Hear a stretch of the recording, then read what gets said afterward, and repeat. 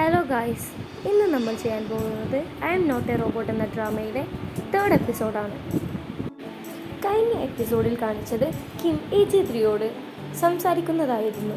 Kim AG3യോട് പറയുന്നുണ്ട്, നീ എൻ്റെ ജീവിതത്തിൽ വന്നതിന് ശേഷമാണ് എൻ്റെ വീട്ടിൽ എനിക്ക് സംസാരിക്കാൻ പോലും ഒരാളെ കിട്ടുന്നത്. ആദ്യമെല്ലാം ഞാൻ ഒറ്റയ്ക്ക് തന്നെയായിരുന്നു. ഒറ്റയ്ക്ക് TV കാണും, ഒറ്റയ്ക്ക് കിടക്കും, അങ്ങനെയെല്ലാം കിം AG3യോട് പറയുന്നുണ്ട്. ഇത് കേട്ട് ജിയയ്ക്ക് കുറച്ച് സങ്കടമെല്ലാം ആകുന്നുണ്ട്. ഇതെല്ലാം വൈഫൈ വഴി കാണുന്ന സയൻറ്റിസ്റ്റ് ചിരിക്കുകയാണ്. അപ്പോഴാണ് സയൻറ്റിസ്റ്റിന് ബാത്റൂമിൽ പോകാൻ തോന്നുന്നത്. അപ്പോൾ സയൻറ്റിസ്റ്റ് അവിടേക്ക് ഓടിപ്പോകുമ്പോൾ അവരുടെ കൂടെയുള്ള ജൂനിയർ സയൻറ്റിസ്റ്റുകളും അവിടെ ഉണ്ടായിരുന്നു. കാരണം ഇവർ എല്ലാവരും കൂടിയായിരുന്നു ഭക്ഷണം കഴിച്ചിരുന്നത്. ആ ഭക്ഷണത്തിലാണ് ഇവർക്ക് പണി കിട്ടിയതെന്ന്. അപ്പോൾ അവർക്ക് തോന്നുന്നുണ്ട്, ആ ഭക്ഷണം ജിയയും കഴിച്ചിട്ടുണ്ടാകില്ലേ, ഇനിയിപ്പോൾ എന്തു ചെയ്യും എന്നെല്ലാം അവർ വിചാരിക്കുന്നുണ്ട്.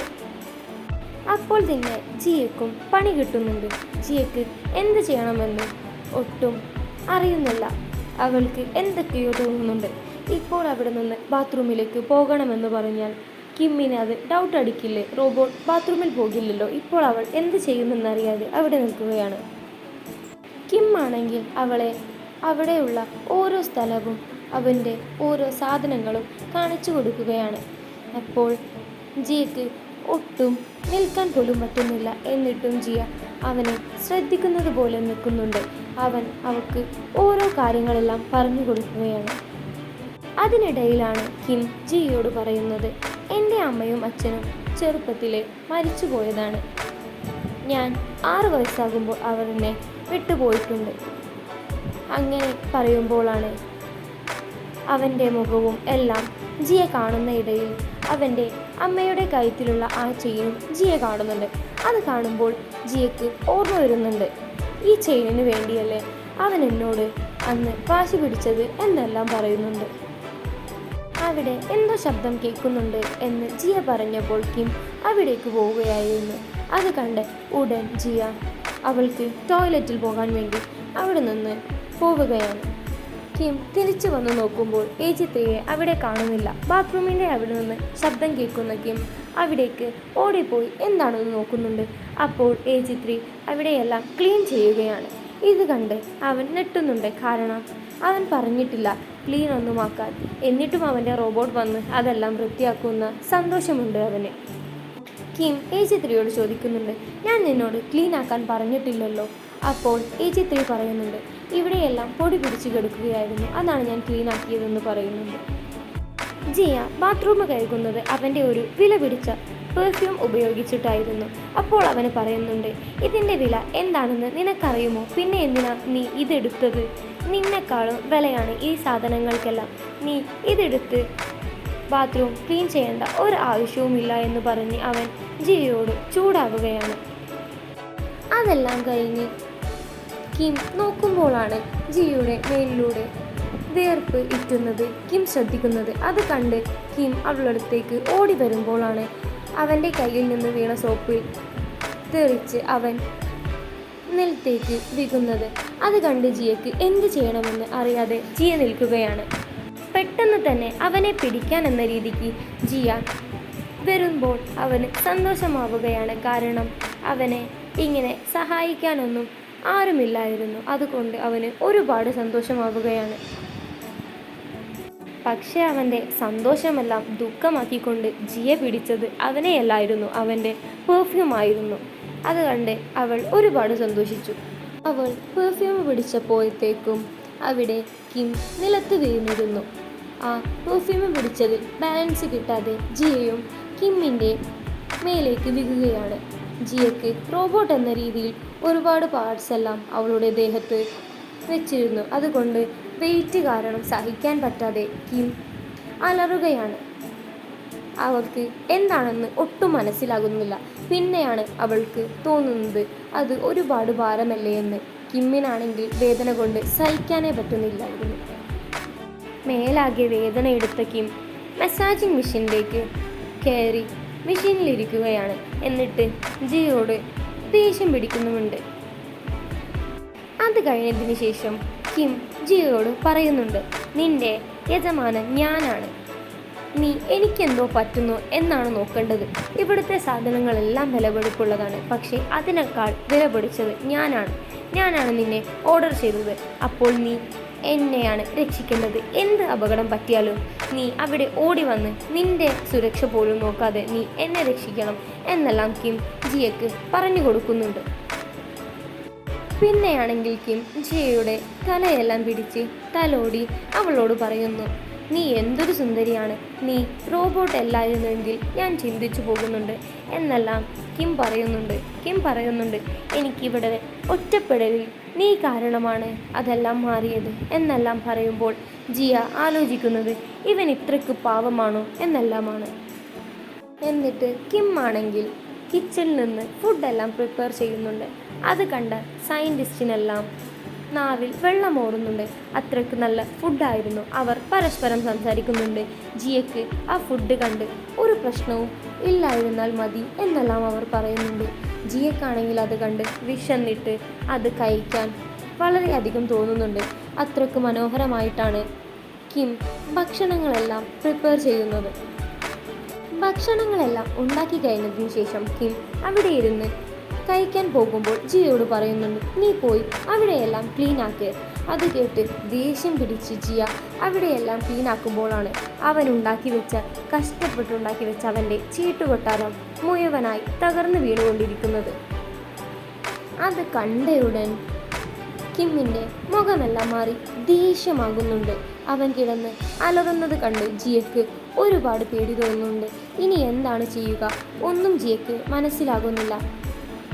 സയൻറ്റിസ്റ്റ് ഇതെല്ലാം കണ്ട് അവർക്ക് ഒരുപാട് പേടിയാകുന്നുണ്ട്. കാരണം കിമ്മിൻ്റെ മുഖത്ത് അത്രയ്ക്ക് ദേഷ്യമുണ്ടായിരുന്നു.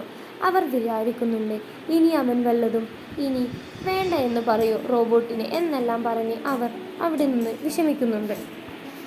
കിം ആണെങ്കിൽ നേരെ സയൻറ്റിസ്റ്റിനെ വിളിച്ചു വരുത്തുന്നുണ്ട്. എന്നിട്ട് അവരോട് പറയുന്നുണ്ട്, നിങ്ങളുടെ റോബോട്ട് ആദ്യ ദിവസം കൊണ്ടുവന്ന പോലെയൊന്നുമല്ല. അവളിപ്പോൾ ഞാൻ പറയുന്ന ഒന്നും കേൾക്കുന്നില്ല, ഞാൻ എന്ത് പറഞ്ഞാലും ഒന്നും തന്നെ അനുസരിക്കുന്നില്ല എന്നെല്ലാം കിം സയൻറ്റിസ്റ്റിനോട് പറയുന്നുണ്ട്. അപ്പോൾ സയൻറ്റിസ്റ്റ് പറയുന്നുണ്ട്, നിങ്ങൾ റോബോട്ടിനെ ആജ്ഞാപിക്കുന്നതെല്ലാം നിർത്തി അവളോട് ഫ്രണ്ട് പോലെ നിൽക്കും, അപ്പോൾ നിങ്ങൾ പറയുന്നത് എല്ലാം അവൾ കേൾക്കും എന്നെല്ലാം പറയുമ്പോൾ കിമ്മിന് തോന്നുന്നുണ്ട് അങ്ങനെ ചെയ്താലോ എന്ന്. എന്നാലും കിം ദേഷ്യം പിടിച്ചാണ് സയൻറ്റിസ്റ്റിനോടെല്ലാം സംസാരിക്കുന്നത്. തിരിച്ച് വീട്ടിൽ വന്ന ജിയ ആണെങ്കിൽ അവർക്ക് കഴിക്കാനായി കിമ്മിൻ്റെ വീട്ടിൽ നിന്ന് കുറച്ച് ഫുഡെല്ലാം കൊണ്ടുവന്നിരുന്നു. അപ്പോൾ ജിയ പറയുന്നുണ്ടായിരുന്നു, ഞാൻ അറിയാതെ പറ്റിപ്പോയതാണ്, എൻ്റെ വിശപ്പ് കാരണം, പിന്നെ കിം ഭക്ഷണം കഴിക്കുന്നത് കാരണം വിശന്ന് ഞാൻ അവിടെ ക്ലീൻ ആക്കുന്നതിടെ അറിയാതെ തട്ടിപ്പോയതാ എന്നെല്ലാം അവരോട് പറയുന്നുണ്ട്. അപ്പോൾ സയൻറ്റിസ്റ്റ് പഴയ കാര്യമെല്ലാം ആലോചിക്കുന്നുണ്ട്. ഈ AJ3യുടെ അതേ ഡ്രസ്സിങ് ഹെയർ സ്റ്റൈലിലായിരുന്നു സയൻറ്റിസ്റ്റ് ആദ്യമായി ജിയയെ കണ്ടിരുന്നത്.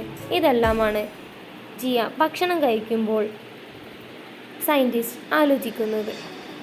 പിറ്റേന്ന് രാവിലെ ഉറക്കം എഴുന്നേൽക്കുന്ന കിമ്മിൻ്റെ മുഖത്തേക്ക് വെളിച്ചമടിച്ച് അവൻ എഴുന്നേറ്റ് നിൽക്കുന്നുണ്ട്. അപ്പോഴാണ് ആ ചീട്ടുകൊട്ടാരം വെച്ച സ്ഥലത്തായിരുന്നു അവൻ കിടന്നിരുന്നത്. അപ്പോൾ അവൻ ആലോചിക്കുന്നുണ്ട്, ഈ വെളിച്ചം വന്നപ്പോൾ എനിക്ക് വല്ലാത്തൊരു പോസിറ്റീവ് എനർജി വന്നു. അത് റോബോട്ട് തട്ടിയിട്ടില്ലായിരുന്നെങ്കിൽ ഞാനത് ഒരിക്കലും അറിയില്ലായിരുന്നു എന്നെല്ലാം പറഞ്ഞ് അവൻ ചിരിക്കുന്നുണ്ട്. എന്നിട്ട് അവൻ വിചാരിക്കുന്നുണ്ട്, ഇത് ഞാൻ റോബോട്ടിനോട് നന്ദിയാണ് പറയേണ്ടത്, പക്ഷേ ഞാൻ ഇന്നലെ അവളെ ഒരുപാട് ചീത്തയെല്ലാം പറഞ്ഞു, അതെനിക്ക് കുറ്റബോധമാണ് എന്ന് വിചാരിച്ച് അവൻ നേരെ ഫോണെല്ലാം എടുത്ത് AJ3യെ കണക്ട് ചെയ്ത് സംസാരിക്കുന്നുണ്ട്. അവൻ AJ3യോട് hello AJ3 I love you എന്നെല്ലാം പറയുന്നുണ്ട്. AJ3 വീട്ടിൽ വന്നതിന് ശേഷം കിം AJ3യോട് സംസാരിക്കുന്നുണ്ട്. ഞാൻ എൻ്റെ ചെറുപ്പത്തിൽ അച്ഛൻ്റെ കൂടെ ഉണ്ടാക്കിയിരുന്ന ചീട്ടുകൊട്ടാരമായിരുന്നു അത്. അച്ഛൻ മരിച്ചപ്പോഴും ഞാൻ തുടർന്നു, എന്നിട്ടത് വലുതാക്കി വെച്ചു. അത് കാരണം എനിക്ക് ഒട്ടും വെളിച്ചം വരില്ലായിരുന്നു.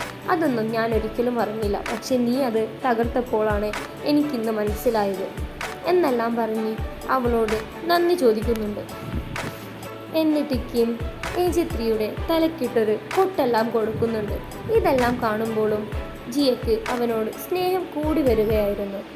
അവനെ അവിടെ പുറത്തവൻ്റെ കസിൻ വന്നു എന്ന് ഫോണിൽ കാണുമ്പോൾ അവൻ AJ3യോട് പറയുന്നുണ്ട്, അവൻ്റെ മുമ്പിൽ നീ പെടരുത്, നീ ഇവിടെ നിൽക്ക്, ഞാൻ അവനെ കണ്ടുവരാം, നീ സയൻറ്റിസ്റ്റിനെയും വിളിച്ചു പറയും എന്നെല്ലാം പറയുന്നുണ്ട്. കിമ്മിൻ്റെ കസിൻ കിമ്മിനോട് ഒരു ബിസിനസ് കാര്യം സംസാരിക്കാനായിരുന്നു വന്നത്. അവൻ കിമ്മിനോട് അതിൽ ചേരാൻ താല്പര്യമുണ്ടോ എന്നെല്ലാം ചോദിക്കുന്നുണ്ട്. എന്നിട്ട് അവൻ കിമ്മിനോട് പറയുന്നുണ്ട്, നീ ഇന്നലെ ഞാൻ വിളിച്ചപ്പോൾ നീ എന്നെ ഒരുപാട് കളിയാക്കിയിട്ടാണ് വിട്ടത് എന്നെല്ലാം പറയുന്നുണ്ട്. പക്ഷേ ഇപ്പോഴും കിം പറയുന്നത്, എനിക്ക് നിൻ്റെ കൂടെ ബിസിനസ്സിൽ ചേരാനൊന്നും യാതൊരു താല്പര്യവുമില്ല, ഞാൻ നിൻ്റെയും നിൻ്റെ അച്ഛൻ്റെ കൂടെ ഒരു ഇടപാടിനുമില്ല എന്നെല്ലാം പറഞ്ഞ് നീ ഇവിടുന്ന് പൊയ്ക്കോ എന്നെല്ലാം പറയുകയാണ് കിം. ഇതെല്ലാം അവിടെ നിന്ന് ഒളിഞ്ഞു നോക്കുകയായിരുന്നു ജിയ. അതെല്ലാം പോകുന്ന വഴിക്ക് കിമ്മിൻ്റെ കസിൻ കാണുന്നുണ്ട്. പക്ഷെ അവൻ കണ്ടതായി നടിക്കാതെ അവിടെ നിന്ന് പോവുകയാണ്. കിം വീട്ടിൽ വന്നതിന് ശേഷം ജിയയ്ക്ക് അവൻ്റെ കസിനെയും അവൻ്റെ അച്ഛനെയും കാണിച്ചു കൊടുത്ത് പറയുന്നുണ്ട്, ഇവരാണ് എൻ്റെ ബിസിനസ്സിൽ മാത്രമല്ല റിയൽ ലൈഫിലുമുള്ള ശത്രുക്കൾ എന്നെല്ലാം ജിയയോട് പറഞ്ഞു കൊടുക്കുന്നുണ്ട്. കിം അവൻ്റെ അസിസ്റ്റൻ്റായ ജിയയുടെ ചേട്ടൻ വന്ന് അവരോട് സംസാരിച്ചിരിക്കുകയാണ്.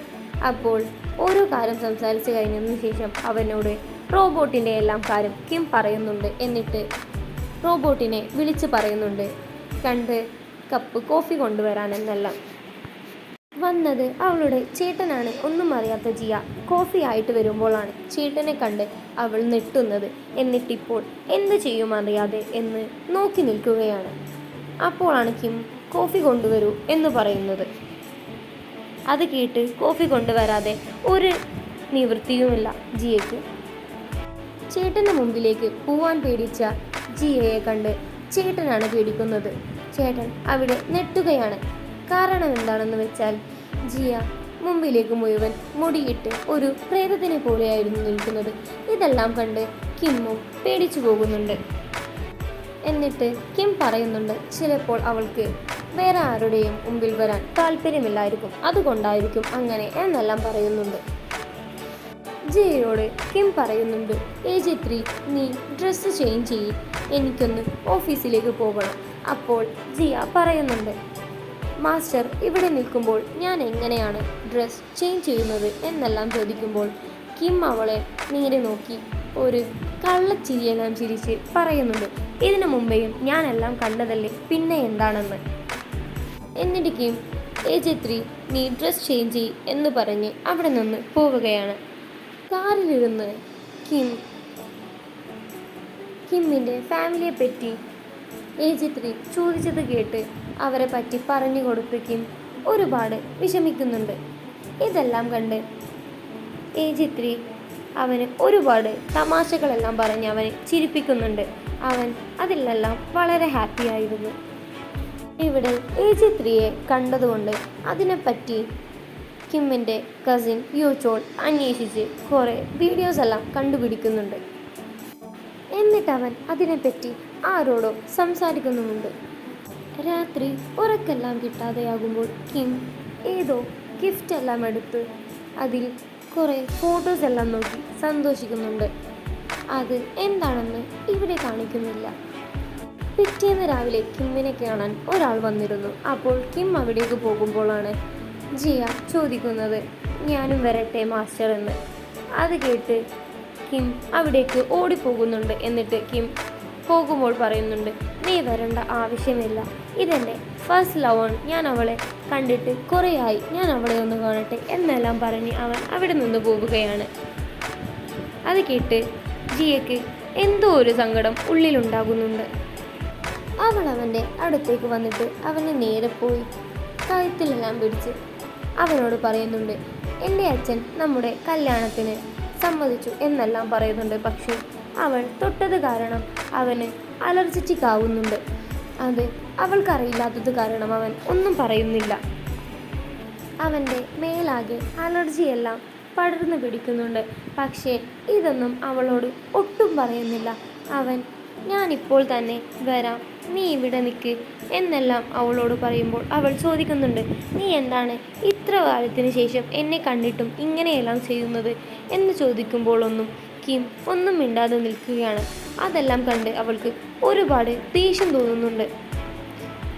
എന്നിട്ടും കിം അവളോട് ഒന്നും തന്നെ പറയുന്നില്ല. കിം പറയുന്നുണ്ട്, നീ പോയിക്കോ, ഞാൻ നിന്നെ കാണാൻ പിന്നെ വരാം എന്നെല്ലാം പറഞ്ഞ് അവൻ അവിടെ നിന്ന് പോകുന്നുണ്ട്.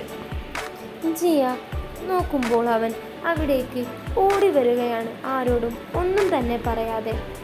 അവൻ നടക്കാൻ പോലും പറ്റാതെ മുഴുവനായി അലർജിറ്റിക്കായി മാറുന്നുണ്ട്.